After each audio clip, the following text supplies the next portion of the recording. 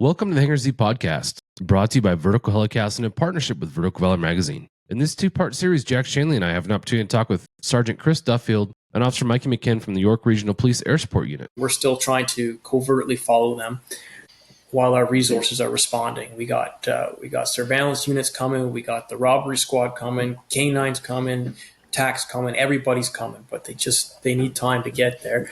And sure enough, these guys, they go to Scotiabank, a popular Canadian bank, just as the resources are arriving. And they don't have time to do a takedown before because everybody's kind of getting into place. So the plan is like, all right, don't do anything in the bank, wait till they come out and we'll take them. And sure enough, they pull up to the front doors, in they go, all four of them, masked up, guns out, violent takeover style robberies. During the conversation, we discussed the evolution of their air support unit, the importance of integrated training, and the value of debriefing in law enforcement.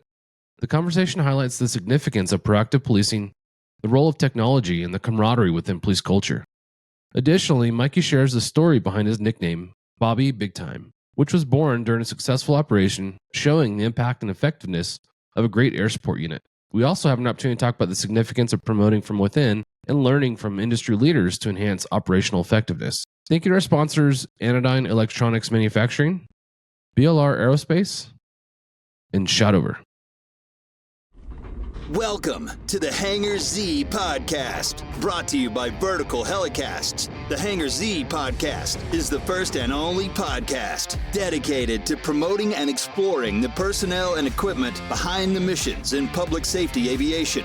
Still southbound, skidding to a stop. Stand by here. Looks like you're getting ready to bail. Heads up, guys, bailing. Okay, the guy, he's running through the house, jumping the fence, through the shotgun, through something out. Grabbing the shotgun. Don't go over that fence. Don't go over that fence. Grab the shotgun again. He is armed. Stay there. Hold your position.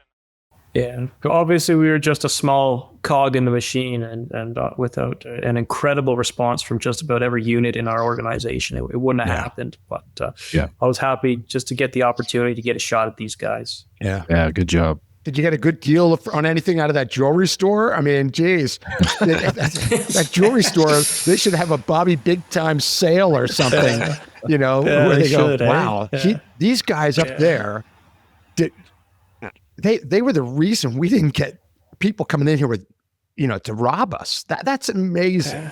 There's not too many, I just can't think of a case where that came up like that. That's really cool. Yeah, thanks. Those are the kind of cases that prove the worth of your program, and it leads to the expansion of future airframes, more mission equipment, and all the stuff that we'll talk about later. Again, I wish I had kept a log of the things that I saw and did over the course of my career, because I've forgotten a lot of them, and the details of most of them are not accurate anymore, which I guess can make the story better. But I just don't recall all the details. Chris, any nicknames that we need to know about before we go for any further? No, I don't know. Mikey, do I have it? As far as you know? Yeah. I'm trying to Mikey think. knows. No, nothing off the top of your head, eh? No. Not that we could share on this show. No, gotcha. maybe not. Gotcha. That's okay. No, I guess I could just always kind of echo like what Jack was saying about, like having the eyes over top and they think they got away. Like, I guess those are the funniest apprehensions when they just finished a 30-minute pursuit. They duck in behind a building, they get out, they high-five each other, they light a smoke, we got away, and next thing you know, K9's coming around the corner. Like that. Like those are, most of the apprehensions that end that way are probably the funnier ones, right? Like, heck yeah. And it happens all the time. Yeah. They think they got away. I love the high five. I mean, we're done. We did it, man. And all of a sudden there's a dog chasing you down an alley. And That's it's like, right. And you're not going to get away. And changes pretty quick. Heck yeah. I think that's close to beating your clown shoe GTA pursuit. It makes the clown shoe guy look like nothing. Everybody's heard that story. I mean, that's one of the best. That's one of the best stories we've gotten on the Hangar Z. That is really dynamite in so many ways, and the Bobby Big Time just makes it funny. Well, yeah, we have the video. We'll get you the video Oh, sometime. can't You wait. can see I it. can't Yeah, wait to see yeah. it. Fantastic. Chris, if you could just talk to us about your agency. I was actually really curious when it's looking at York Regional Police. It sounds like to me cover a large geographic area, kind of like the sheriff's department does in my mind, that maybe incorporates some cities and whatnot into that area. What does your response area look like? Is it more like a sheriff's department in the U.S. or what does that look like? Yeah, I would say so. I mean, we cover about 680 square miles. Majority is flat land though, so there's not a lot of hills or anything. We have 5 cities within, or towns within the region, and then of course we're just north. We just border Toronto to the south of us, so a lot of our customers come up from there, and vice versa, right? So we work really closely with the other neighboring agencies as well, like Toronto Police and Peel Regional Police. So like, even though we're 680 square miles, these other agencies don't have air coverage at all. So we find ourselves helping them out into the Toronto area, the Peel area, down all around Hamilton, anywhere along Lake Ontario. So we do cover quite a bit, and then of course we'll segue into that probably later with the expansion of the air coverage in the GTA. The Greater Toronto Area and such, but we do cover 680 square miles, 2 million people, and we see pretty much every single crime that is every other sheriff's department or city out there, right? So, For the 5 cities that are within your response area, do they have their own police department that operates a municipal police department and you assist them, or what does that look like? no, and I guess that's where it would be different than what you're used to. But yeah, no, we're just completely regional. There is no city departments. There's no other. Well, there's a provincial organization, the OPP, that is over us. But no, we do all the policing for that whole region. And how many officers do you have to cover that? I think we're in and around 1,600 police officers now. Okay. Yeah. And is that broken up amongst a wide number of divisions or precincts? What does that look like? We have 5 districts that do all the patrol uniform response. They also have an investigative units embedded in them. And then we have our specialty units. So we have our tactical units, canine units, marine unit, investigative units. We have a huge group of investigative units from hold up, auto, cargo. Mikey, help me out here. I might be missing some. Special victims units, all that stuff, right? Like we pretty much, I would say probably half of those numbers are uniform and the other half are investigative by some way. I would say so, yeah. Yeah. About 600 civilians supporting us as well. But yeah, the opportunity to do something new is endless. But if you find something you love as much as I have, you don't want to do anything else. Yeah, the large agencies that have a ton of diversity as far as assignments go, I think it's great. It gives you an opportunity to do a lot of different stuff. And ultimately, when you wind up at air support, you have all that experience to use as a tool under your tool belt to help you in that TFO seat, which I think is great. Going back to, and I guess Mike, we'll shift to you for this. As a young police officer, you decide, hey, I want to get to air support. What does that career path look like for you to get to air support? And how do you become a candidate, a viable candidate to get to air support? So to be eligible to apply for the TFO role, you need to reach constable first class. So you need about 4 years experience on the road and a good standing, good reputation during that period of time. Depending on the year, timing is everything. Sometimes we have just tons of applicants and not a lot of spots. And sometimes it's the opposite. Sometimes we have more spots than quality applicants. So when I was applying, it was a time where it was quite competitive. And the best way to really stand out from other candidates was having, a good reputation. And, when I applied, a lot of the guys already knew who I was and some of the things that I've done. And I think that helped carry me through the process. But I always tell patrol officers that are interested in joining air support, like, if you're on the road, be that guy that, always finds the missing person, be that guy that always finds a suspect vehicle. You know, the number one thing for me that can make a good TFO is instincts and intuition. And well, that's two things, but when coupled together, that can make you a force to be reckoned with in a helicopter. And some of those things can be taught. Some you're born with a little bit, but experience and really trying to study your craft and study suspect behavior in extreme detail. Watch, body cams are great because there's so much content available now where you can watch other situations that officers have been in real time from their point of view, and there's so much that you can learn from that. And so that's what I would say to a police officer, a patrolman: study suspect behavior in extreme detail. And the other thing that is that a lot of our candidates actually come from surveillance backgrounds, and they have spent a lot of time doing vehicle following and painting the picture over the radio to describe things that people can't see or from different perspectives. And we find that people with solid surveillance background usually have a smooth transition into an aerial platform. Yeah, that's great advice. Makes sense. I think some of my favorite advice that we've heard on the podcast when it comes to making yourself eligible to go to air support or a good candidate, exactly what you said. Do what you're doing now to the best of your ability. Make that good reputation for yourself. Go out there and take investigations as far as you can possibly take them. Get that experience, like you said, to where when you get to aviation, you're able to rely on that as a tool. Jack, I'm curious with you guys at LAPD. I feel like you constantly had new students coming up on the load. Potential candidates for air support. Are there some themes that you saw or some trends you saw that kind of helped identify, hey, I think this guy's going to be successful, or this girl, because they were a part of this unit or they did this thing? Or what were some of those trends? Well, I can tell you this just from talking to Mikey here for a few minutes. That's what I was looking for. I want somebody that was involved in assertive policing, proactive policing, surveillance, tactics.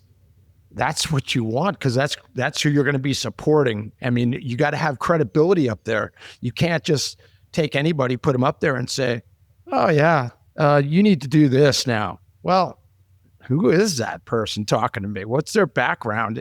I'm not saying that cops do that, but they know it. They know. They'll be able to tell, not by who you are, but by what you're saying, if you know what you're doing. And especially when it comes to tactics. So yeah, we were really looking for communicators. I mean, that was probably, if you can't communicate, you can be the most experienced cop on the planet. And if you can't communicate, you're not going to be in an air crew. It's just that simple. But if we could get a communicator that had that experience, that was gold. Yeah, that was gold. I love what you said there, Mikey. I was thinking how many times I've watched like officer-involved shooting videos and gone, how did this officer not see this was coming 3 minutes ago? Because of the body language. But some officers don't get trained that. Some don't have that instinct. Some just aren't exposed to it. You know what I mean? It astounds me that they're not.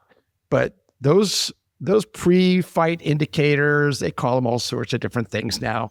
They exist, and they also exist in criminals.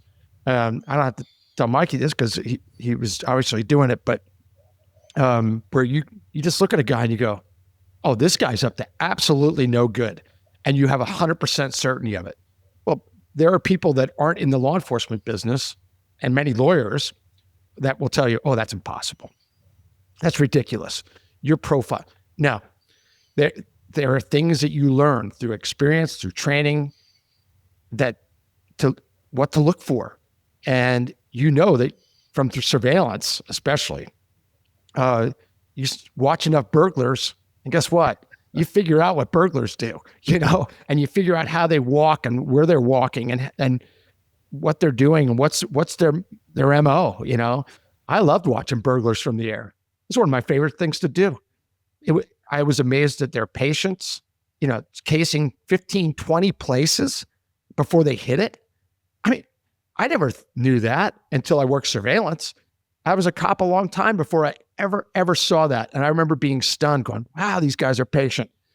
Same thing with robbery suspects. The number of them that case the place.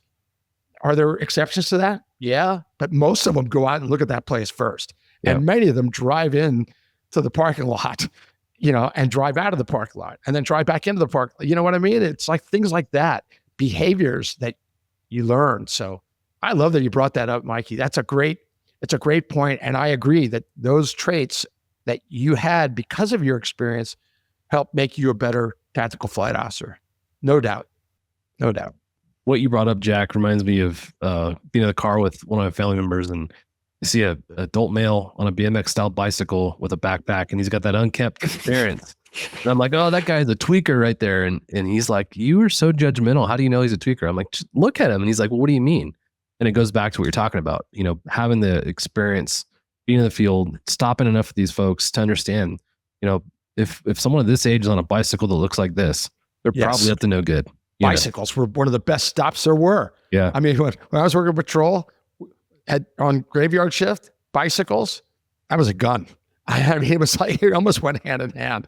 But what you just said, I remember pulling into a parking lot in Bakersfield when Tracy and I pulled into a parking lot and we were going into this grocery store, and I saw this other car come in, and I looked at the people and I said, whoa, don't get out, and she goes, what? I go, don't get out. Stand by a second. I just want to watch this car. And I watch and I see who gets out. I go, we're not going to this grocery store. And we didn't. And she just was like, what? Oh, gee, you're being too judgmental. I said, really? And you're going to tell that to me? I don't think so. That's a robbery waiting to happen. If they're not going in to rob that place, they're casing it, and we went to someplace else. Yeah, that career experience is so vital for air support. Being able to spot that and proactively go after it, is huge. Because you can see it from the air, can't you, Mikey? That's right. You can see everything from the air. You see a whole lot more. So, Chris, let's shift gears to you for a bit. I'm assuming you were responsible for bringing Mikey to air support. Let's talk about your selection process. How you look at folks and be like, hey, this person would be a good fit for organization. Talk through that, and let's go into some of the mission specific stuff that you guys do. Thank you to our sponsor, Shotover. Shotover Systems is the leading developer and manufacturer of high-performance gyro-stabilized cameras with advanced real-time AR mapping and mission management, all backed by unparalleled custom training and support. Now offering the M2 multi-sensor system, Sol 6-axis EO/IR platform with 4K Ultra HD color and infrared technology. Ideal for law enforcement and defense. Offered with real-time AR overlays to quickly identify streets, weather, and traffic. Automated license plate recognition, 24 megapixel digital photographs, and automated steering and tracking. So the selection process is, it's not like intense by any means, but we usually get about a dozen or so applicants for a couple spots when we open up an alternate pool. So we run them through obviously an interview process. We get the basics of like what kind of research have they done on the unit, what kind of policing have they done in the past, and like Mikey said, I mean we know a lot of the candidates that are coming in, so we have a pretty good feel before they come to the interview. And then there's the flight test. The successful candidates from the interview process will make it into a flight test where we run them through a little bit of paces there in the aircraft. And we look at a lot of the engagement. Like, are they engaged? Are they listening to us? Are they drifting off into space, or are they just there for a ride, right? Like, so we don't normally get a lot of that. We do get a lot of engaged people. Obviously, once you make it to that stage in the process, they're all pretty much engaged. And then we run them through that flight test. And what I look for when I'm running that flight test is I will help them from the back seat. I will guide them. And if they're listening to me guide them, then that's a good candidate for my program. If they're not listening to me because they think they can do it themselves, or they're just not doing it, then they're probably not going to learn. They're not going to progress and be a good TFO. And I can tell you one thing, when Mikey came in, I would say probably the second night shift I think we had together when I was in the back seat, after he made it through the flight test with no issues. We do that a 4-day orientation program. We run them through a bunch of other scenarios. And then we take them on and we do like a 30-day to 60-day secondment with them, where they're actually flying with a TFO. So in the back seat, I think it must have been the second night shift. I think it was when K9 chimed in over the air and was like, I got a stolen transport truck in front of me. And it's Vaughan, one of our busier cities in the area. And he's like, there's a stolen transport truck. He's heading this direction on this street. And I'm quite a ways back, so he hasn't seen me yet. We were airborne. We were on scene within a few minutes. Mikey was up front. I was in the back seat. Typically at that stage, 1 or 2 days in, I'm going to take the control in the back, and I'm going to run it. And but with Mikey, no, it was you got it. You got it. And he stayed on that transport truck. There was a bailout. We chased the guy through some backyards, and he had it the whole time. So to have that kind of a candidate come through, talk about a smooth transition. Mikey had that smooth transition. So again, running through that flight test, and he was engaged. He learned just in the flight test, in that 4-day orientation course, how to use the equipment. He asked questions. And he really, really wanted to be there. And then, like I said, the second night shift in, we're in a pursuit, and he ran the whole thing. While with a little bit of assistance in the back seat. I don't remember it going that smooth. It was smooth. It was smooth. And the thing is when you're running with 2 TFOs in the aircraft as well, you've got that perspective out the window that help. Direct and communications and stuff like that. So it was smooth. So yeah, and just with his eagerness, and I mean, I know they call him Bobby Big Time now, but his other nickname was the Ferret, because he was constantly out there. Sorry, Mikey, there's your other nickname. Because he's out there, he's looking for things, and he just doesn't stop. Right. So that's great. That is good, huh? I think most new TFOs, especially their second night shift, are petrified or terrified they're going to find themselves in a situation where they're having to do what you did. But kudos to you as a second night TFO being able to do that. But talk about that. Were do you recall the sense of panic and fear, or were you like, no, I got there? I was chomping at the bit. I was like a dog on a bone, praying for something like that to pop off. And I always want to get into the action, and as a new TFO, I wanted to prove myself. I wanted to be there more than anything. I just wanted to show, please, I'm gonna be a good fit here. Give me a chance. And credit to that K9 officer that had the instincts and the intuition. He'd probably make a good TFO to decide to run a transport truck, right? He ran it because he saw there's a Dodge Durango traveling in tandem with it, and it just didn't look right.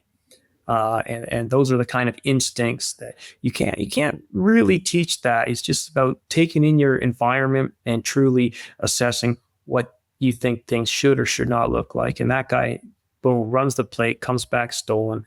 And because of his good work, we got a chance to be involved in a really fun incident, get a bad guy in jail, and recover a bunch of stolen property, millions of dollars worth, I believe. But what a great opportunity. Some of that's just sheer dumb luck that happened to happen, while we're up and about. Some of it's dumb luck. Yeah. A lot of it's good police work. And he's been stuck with us ever since.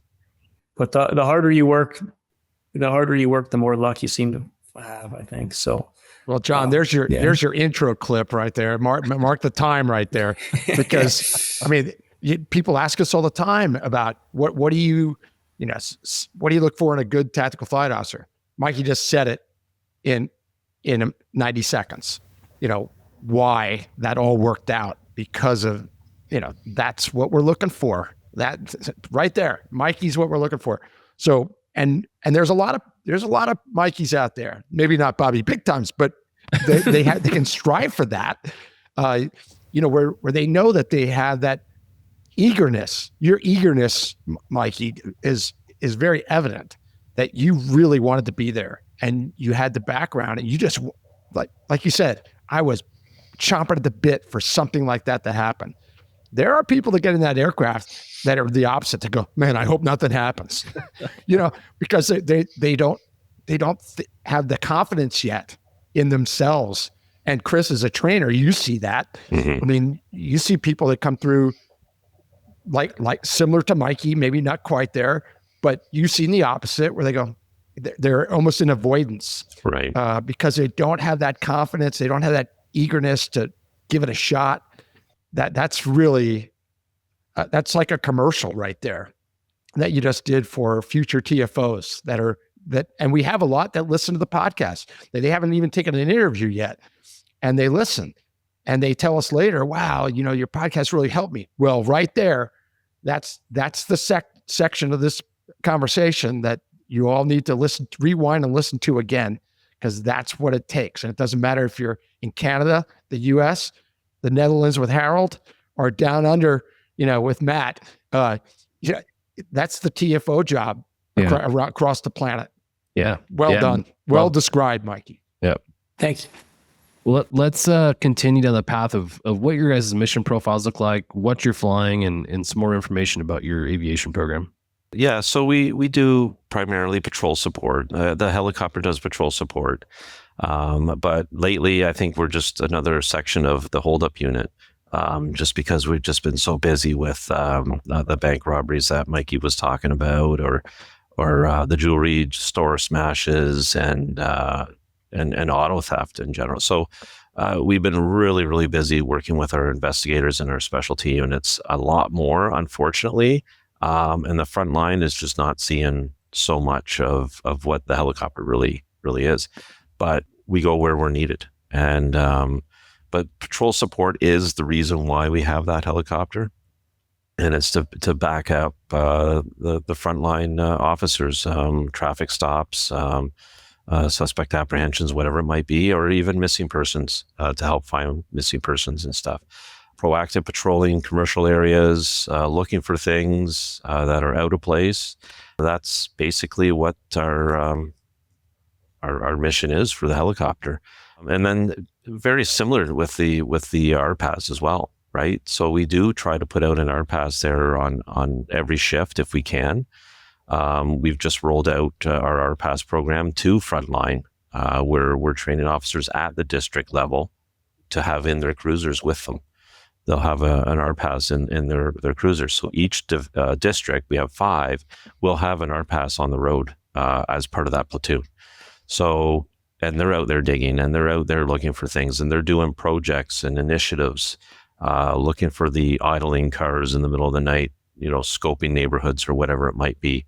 So that's kind of our mission profile is basically working with the front line a lot. And then our investigators, whenever they're in need of air support, whether it be a takedown or a little bit of surveillance. It's hard to do surveillance with a helicopter, but it can be done to an extent.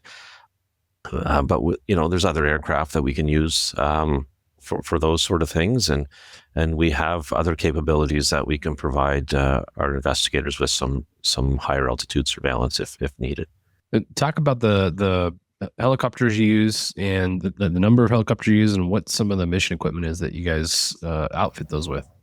Right. So we have an H-125 now. We've had that for 2 years, just over 2 years, 2.5 years now. And prior to that, we had the 120, which was a little bit underpowered for what but a great machine. And I spent a good chunk of my TFOing on the 120 with no air conditioning in the summer. And it got quite hot. But the 120 was a great machine. It was a great platform. Mikey learned on that. You really had to watch the fuel loads and stuff, which was unfortunate. The endurance wasn't the greatest. But man, moving to that 125, you take whatever you want with you, and you're gone for 3 hours, right? So no issue there. The 125 was a huge improvement to our program. We currently have the MX-10, the L3 Harris Westcam MX-10 as our dual sensor. So that gives us the IR, the infrared, and the daytime. We integrate that with the shot over map overlay system and we also have the tracker beam searchlight on the aircraft as well. Yeah, all those products in tandem, it enables you to do the proactive policing that we talked about. It brings up, you talked about some of the issues in the Greater Toronto area. Auto theft was one of those. Robbery crews is another. Talk about that epidemic and how those things that are happening in your area have really allowed your unit to shine. With the increase in auto theft and carjackings and stuff, like we are integrated with our hold up unit quite often and out there assisting them with tracking these stolen autos, or sometimes even witnessing a carjacking actually take place. So the fact that we've been so involved with this, and obviously it's in the news, it's in the media, and everybody's talking about it. We release videos on some of the involvements that we've had with the aircraft. And just with that, I mean, our province has decided that they're going to purchase a lot more aircraft. So our agency, because we've been doing such a great job with apprehending these suspects and recovering these stolen autos, they realize that we probably can't really do this without aerial assets in our agencies. So finally, they're realizing that, and they've expanded sort of the air assets within the Greater Toronto area, and the province kicked in millions of dollars to purchase numerous helicopters, at least 3 within the GTA area, and then another bunch more for more of the border security with the provincial agencies. So like the fact that we've been out there doing this, I think really helped push airborne law enforcement in the province. Yeah. Are they up and running, or is this in the foreseeable future? Where are we at in that process of expanding air assets in the area? Right. So the first aircraft that will be coming off of this project, which is they call it the Joint Air Support Unit project. The first aircraft should be coming into, let me see, when is that? December, early December, Okay. I think they said. That should be airborne and operational.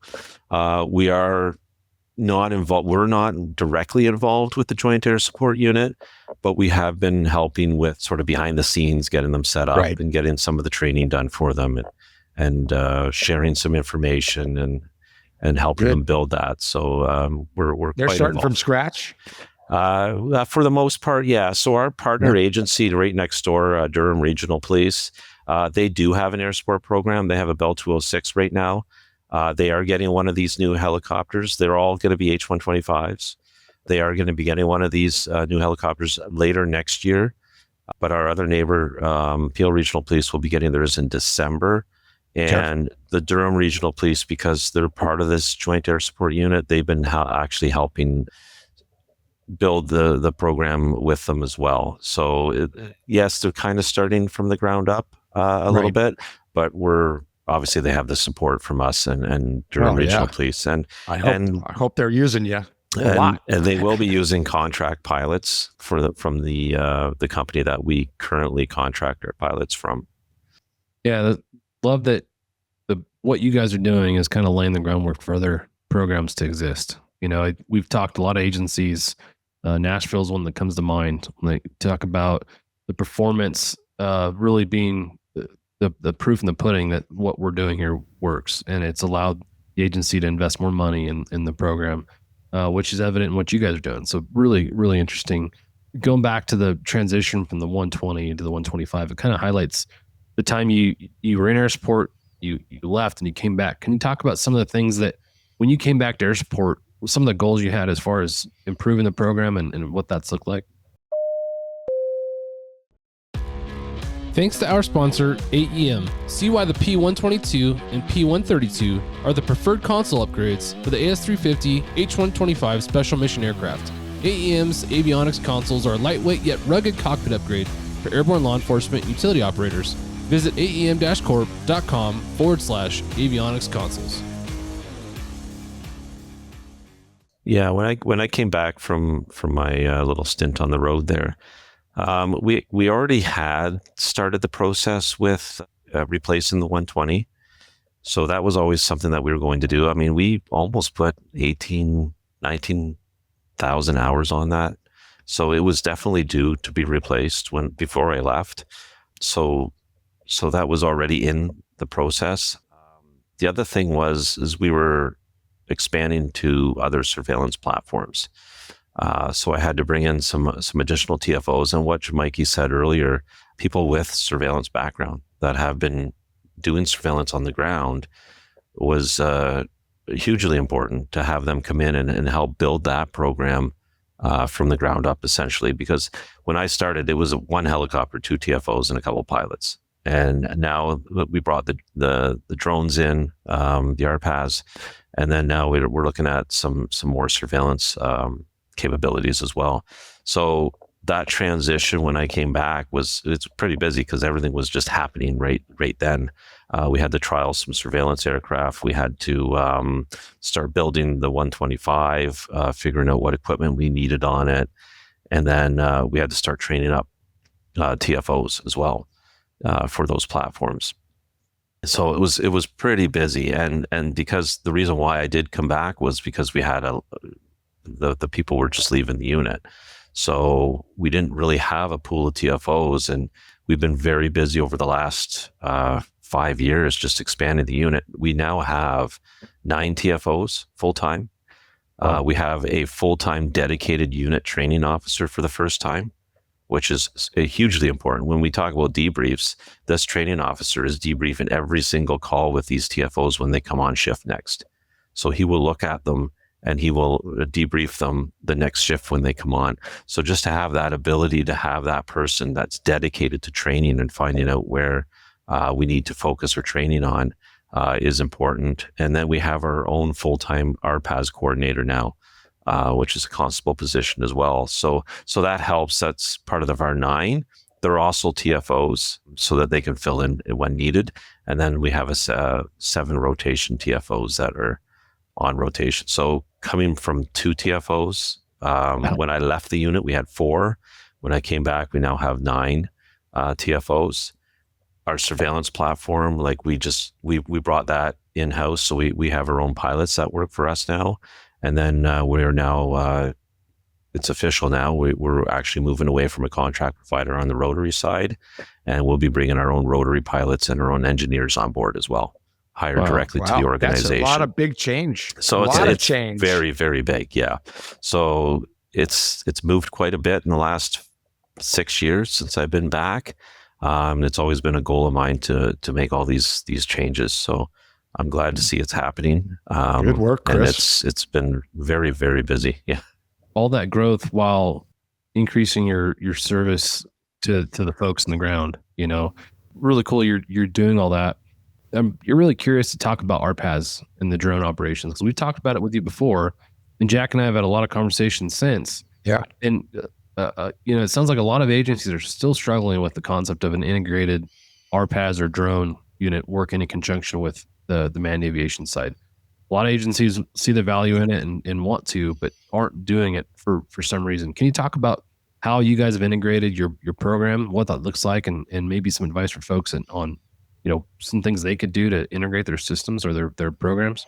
Well, I think it's really important. I mean, they're aviation assets. They are aircraft, right? So they should be part of an air support unit, and they should be working very close together.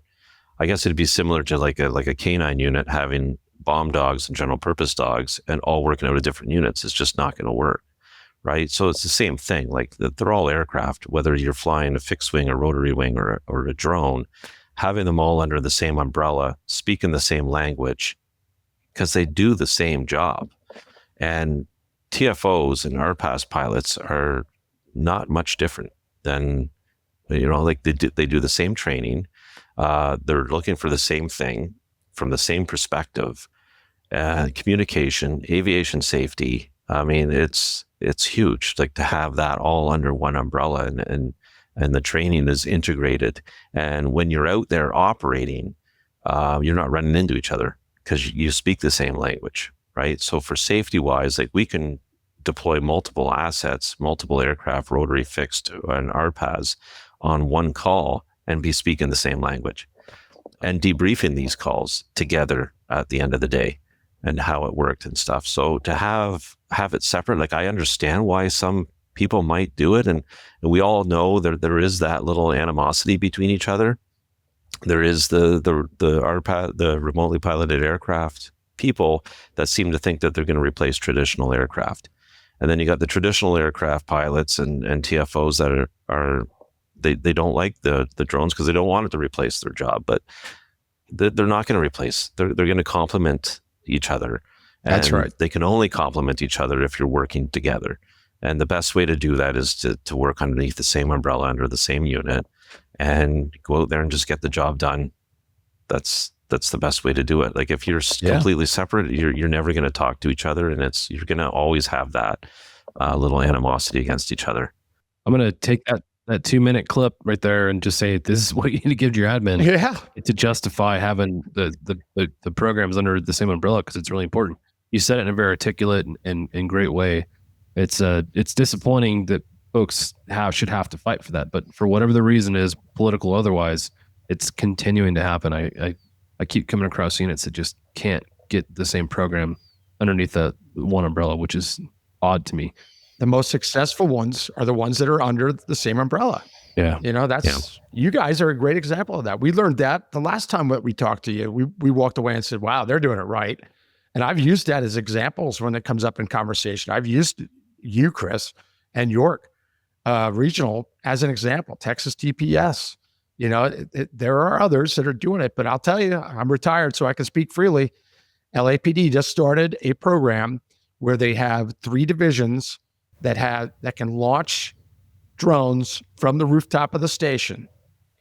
And are they under air support? Nope. And I couldn't believe it. And I won't get into details about what happened behind the scenes, but they came up for some quick training that our friend Manny Dickerson put on, Chief TFO. And, that's not enough. It needs to be what you described, Chris, the debriefing, where you're around each other, you're speaking the same language. And I don't want to predict, that they're not going to have success, but they're not going to be as successful the way they're doing it. They need to do it where it's integrated, like you are, TPS, Broward County, another one that we just had on the podcast. Texas Parks. It just makes sense. And I agree, John, that's the clip. We got some good clips here, John. We'll be able to do some really cool commercials.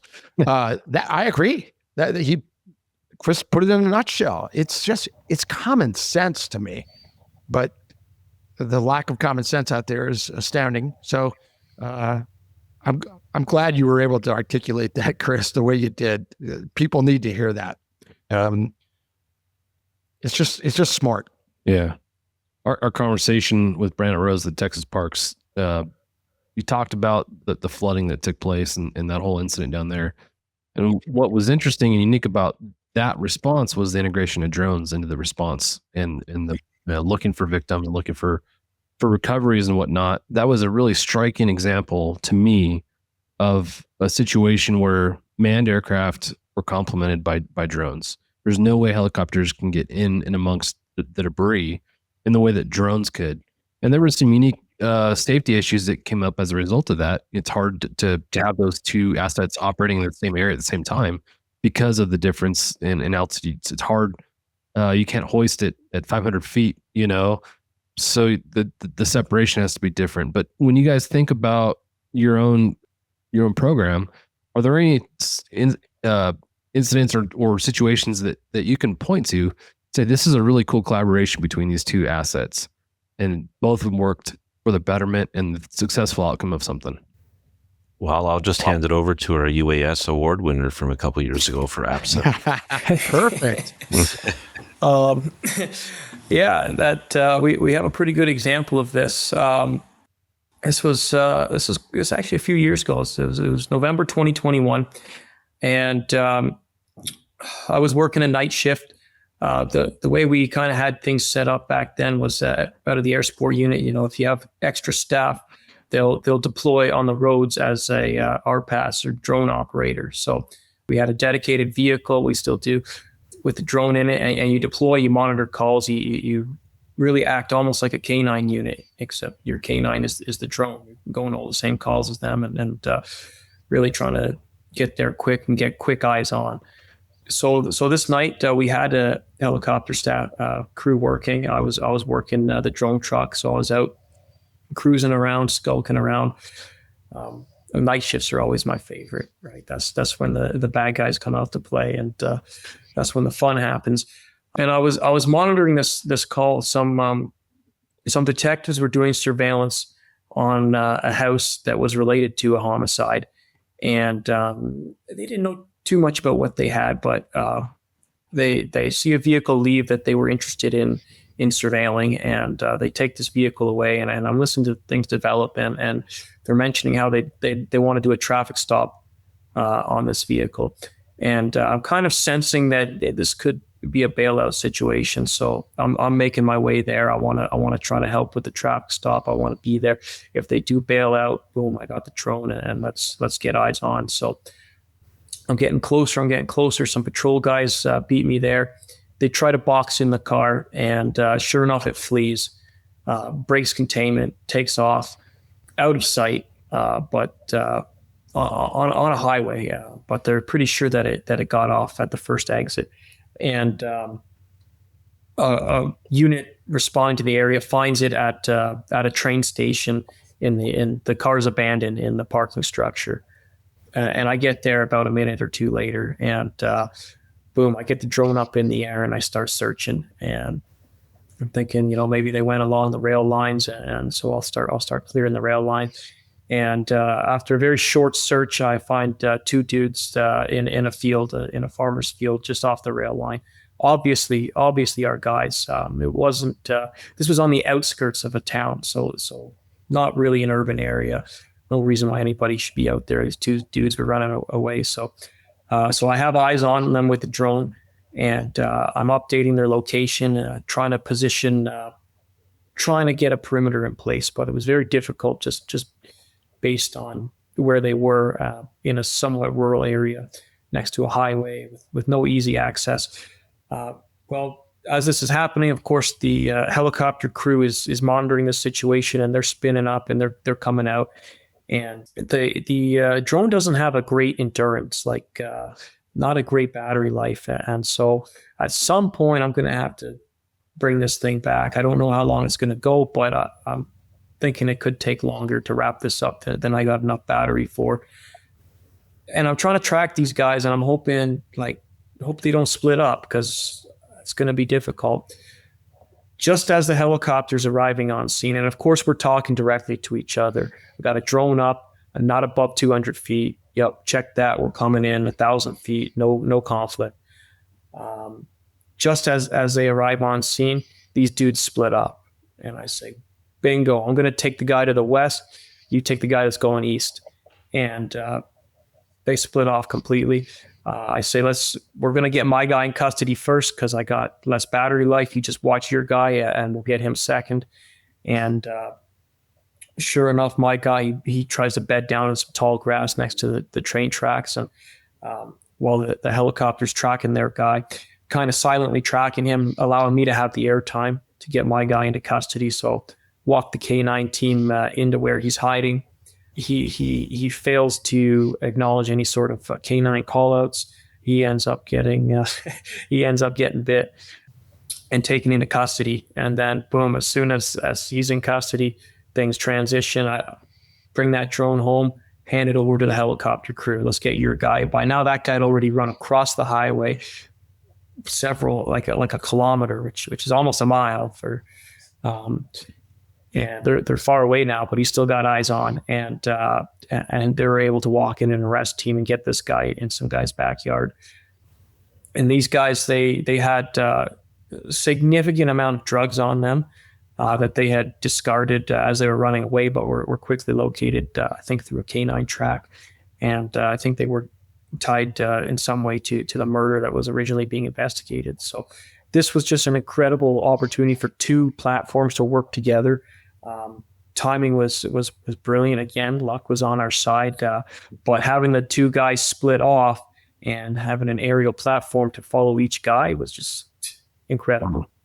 You would think I wrote that question just for that scenario. You You know, would almost think. it's Wow. incredible. You know, that the ability for those two assets to work in conjunction is great. It highlights the nature of what we're talking about, right? Perfect. The fact that they're complementary, not in opposition to. So love that you're working that way. One thing I want to talk about, which I really like, and I haven't heard many folks talk about doing it this way, is what you guys do to deploy yourself as a TFO, as a RPAS operator or drone operator, when you have the availability for personnel. What a unique way to get your air support personnel out in the field and use that expertise that wouldn't have been used at the hangar that day. Looking for different models as far as drone operations and what that could look like on an integrated level. I think that's the best example of what I've heard or seen. Jack, have you heard anything similar to that or unique in that way? Thank you to our sponsor, BLR Aerospace. BLR Aerospace's revolutionary fast fin system improves performance and enhances safety across various helicopter platforms.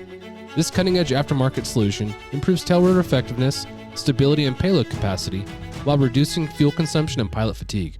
Trusted globally, FastFin delivers unmatched control, efficiency, and reliabilities for diverse helicopter operations.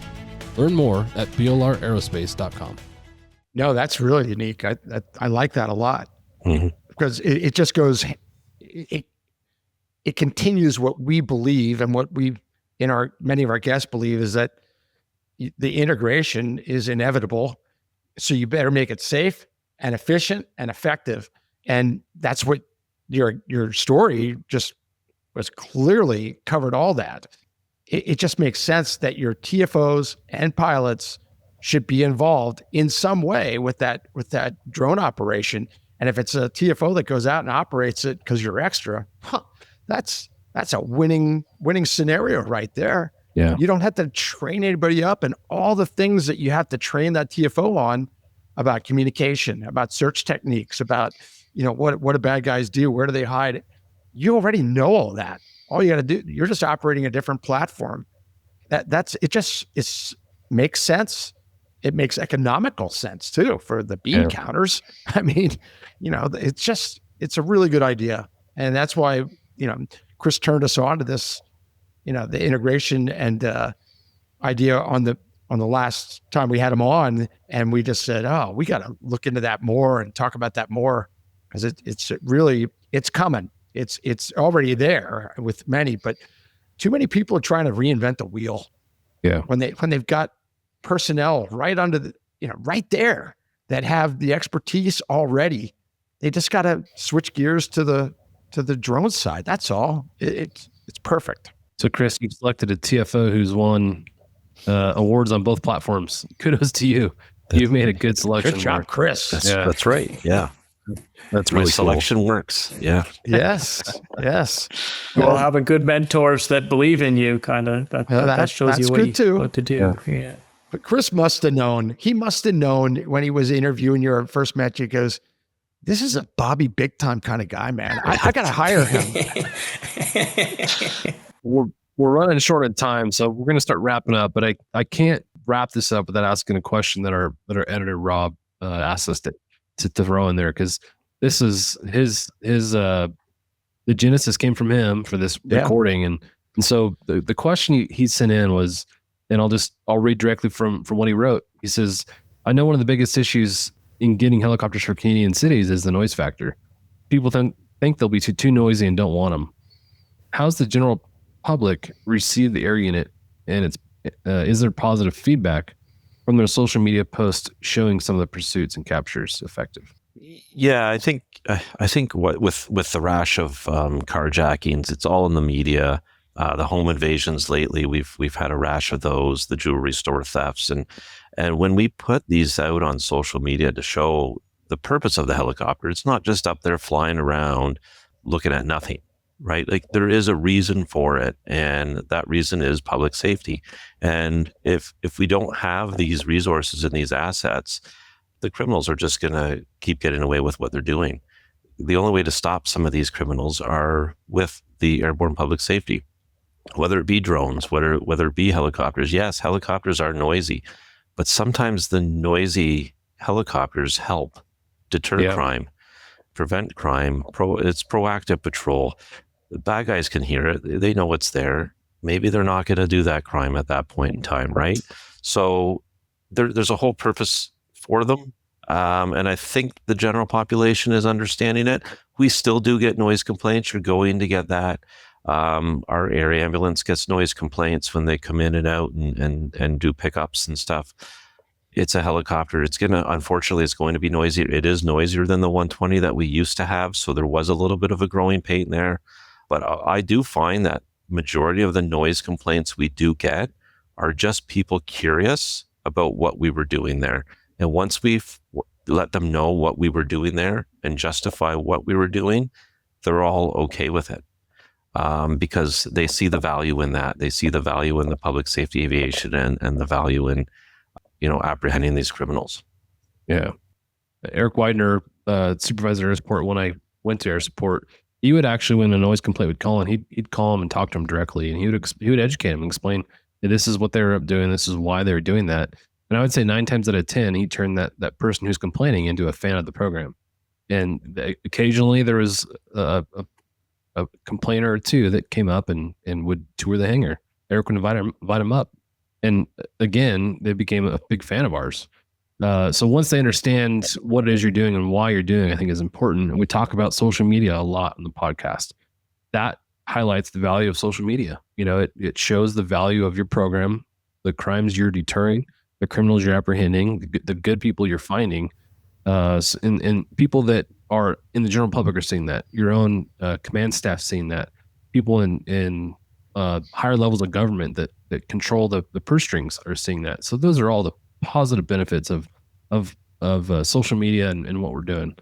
So love that conversation. Love what you guys are doing across the board. You guys have developed an outstanding program. So kudos to you guys. Jack, any last questions or comments as we start to wrap this up? Well, good question, Rob. I mean, that's a great question, because every air unit in the world deals with noise complaints. Yeah. And some handle it better than others. I mean, not everybody has Eric Widener to call the noise complaint. I mean, I wish we could clone Eric and we'd have everybody be a fan of air support, but we kept the log, and I agree. 80%, 90%, once you tell them what's up, they were like, oh, okay, just curious. It is kind of noisy, but here, you're chasing a rapist? Fantastic. Catch that rapist. But there was 10%, 20% that they don't care what you say. And you're never going to convince them. And it's like, oh, well, they're way out there.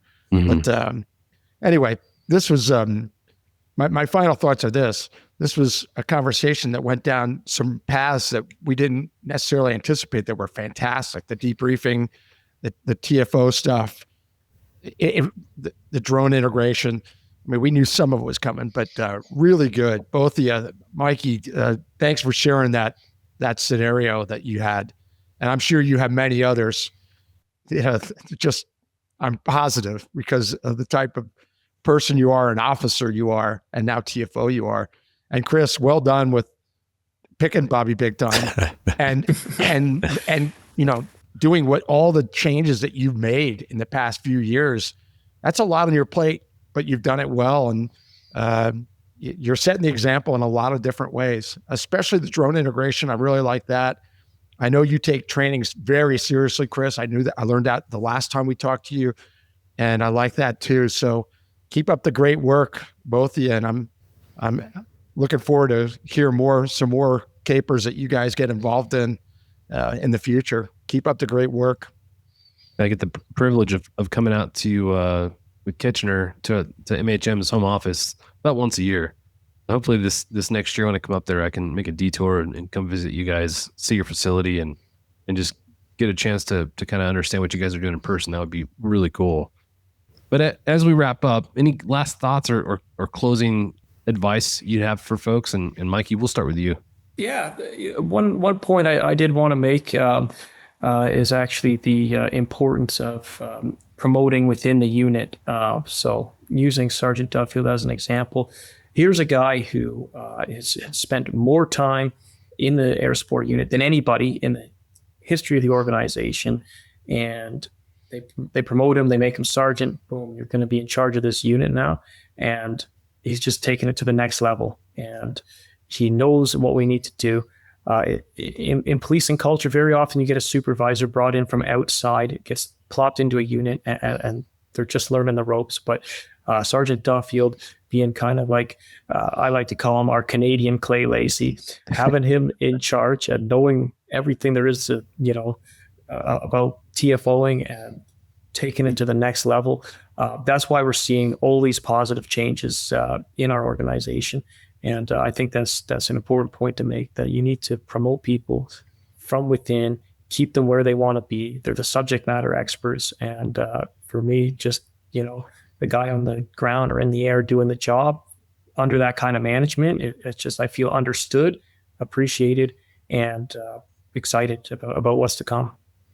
Yeah, you think about someone coming into the unit when Chris did as a supervisor, without that experience and passion for aviation, would not have had the success that you've had, Chris, with the program.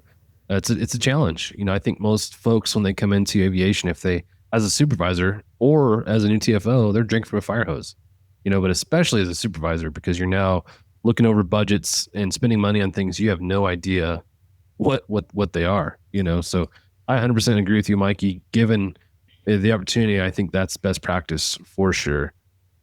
Chris, any closing thoughts or advice you'd offer as we walk out?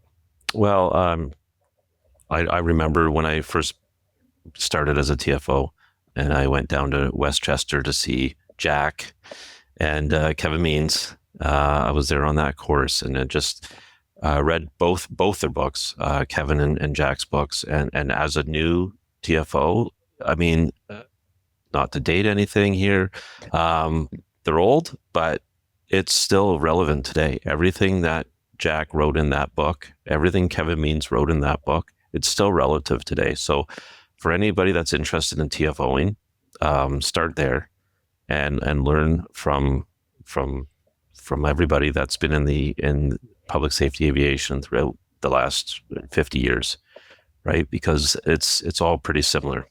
Well, thank you for that, Chris. I'll put a couple extra stickers in your coming your way.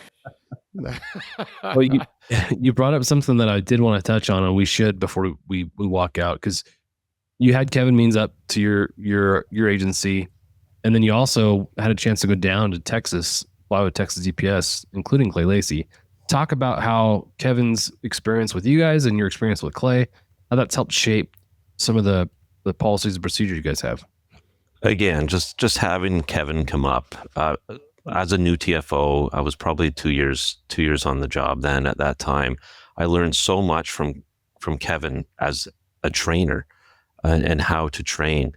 Kevin sitting in the back seat, and just the way he was able to just communicate and help and guide and train me as a new TFO, and even our pilot at the same time.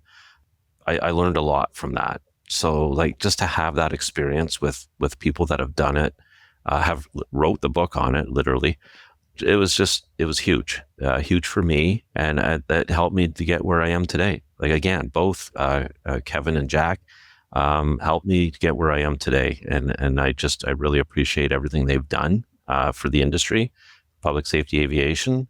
And they have a lot of great knowledge between the two of them. I'll hand over the Clay Lacey to Mikey.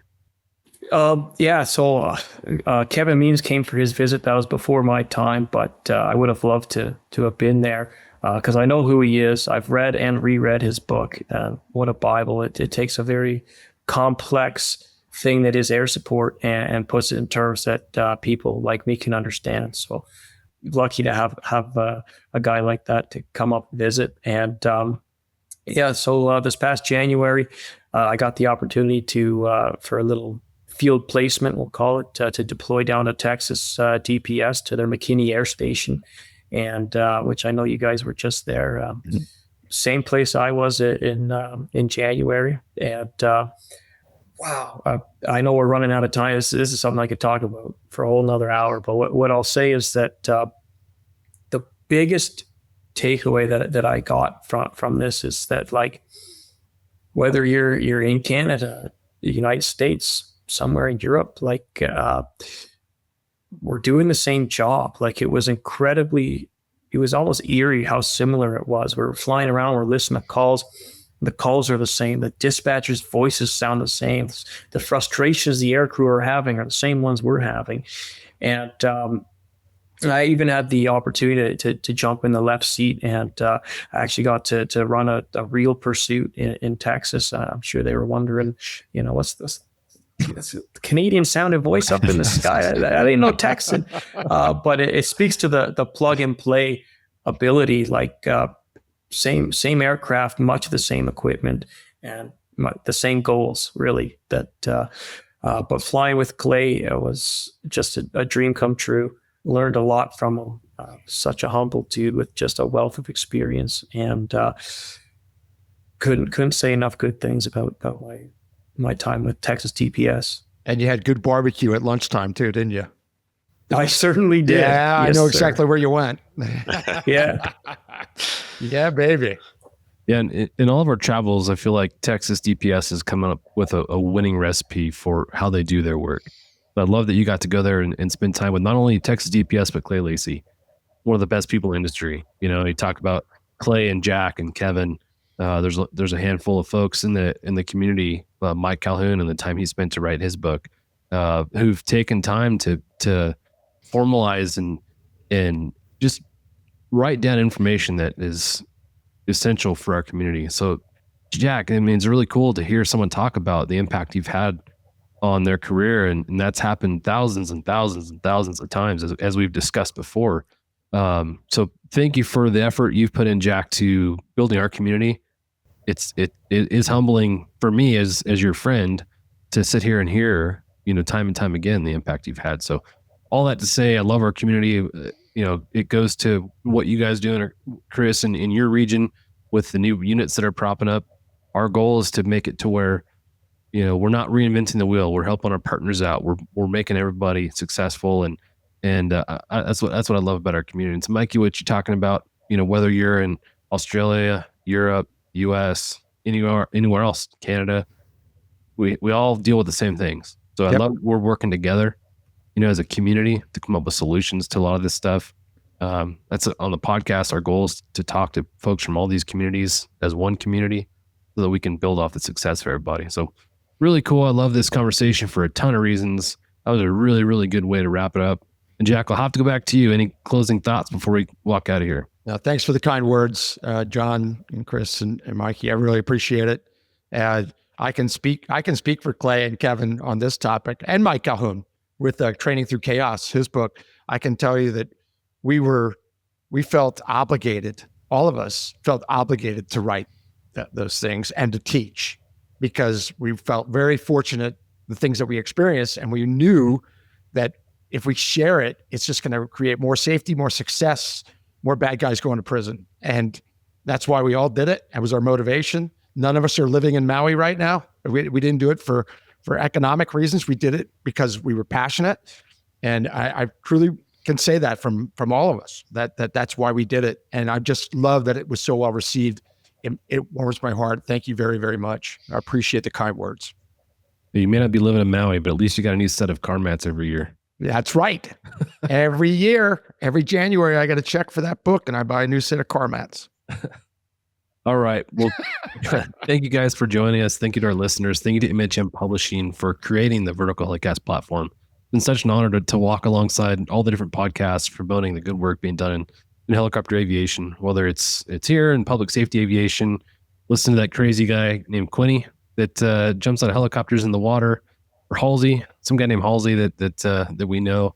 Of course, the MRO podcast, we can't not talk about maintenance in our industry, because no maintenance, no mission, as Linda talks about. And then the Valor Flight Crew podcast, dealing with the helicopter air ambulance section. So really love the conversations that are being had on the Vertical Helicast platform just about every day of the week. So thank you all, and we'll catch you soon. Cheers. Thanks for joining us for this episode of the Hangar Z podcast. Don't forget to like and subscribe to hear more stories that promote the personnel and equipment behind the missions in public safety aviation. Lastly, stand by for a message after a word from our sponsors. Cheers. Thank you to our sponsor, Shotover. Shotover Systems is the leading developer and manufacturer of high-performance gyro-stabilized cameras with advanced real-time AR mapping and mission management, all backed by unparalleled custom training and support. Now offering the M2 multi-sensor system, sole 6-axis EO/IR platform with 4K Ultra HD color and infrared technology. Ideal for law enforcement and defense. Offered with real-time AR overlays to quickly identify streets, weather, and traffic. Automated license plate recognition, 24 megapixel digital photographs, and automated steering and tracking. Thank you to our sponsor, BLR Aerospace. BLR Aerospace's revolutionary fast fin system improves performance and enhances safety across various helicopter platforms. This cutting-edge aftermarket solution improves tail rotor effectiveness, stability, and payload capacity while reducing fuel consumption and pilot fatigue. Trusted globally, FastFin delivers unmatched control, efficiency, and reliabilities for diverse helicopter operations. Learn more at blraerospace.com. Thanks to our sponsor, AEM. See why the P122 and P132 are the preferred console upgrades for the AS350 H125 Special Mission Aircraft. AEM's avionics consoles are a lightweight yet rugged cockpit upgrade for airborne law enforcement and utility operators. Visit aem-corp.com/avionics consoles. Thank you for joining us for this episode of the Hangar Z podcast, brought to you by Vertical Helicast in a partnership with Vertical Valor Magazine. We had the privilege of sitting down with Sergeant Chris Duffield and Officer Mikey Machin from the York Regional Police Air Support Unit to discuss their evolving operations, the importance of integrated training, and the power of debriefing in law enforcement. From proactive policing and the role of technology to the camaraderie that drives their success, their stories highlight the vital role of a strong, coordinated air support unit. Special thanks to Mikey for sharing the story behind his nickname, Bobby Big Time. A great reminder of how an effective air support unit can make a huge difference.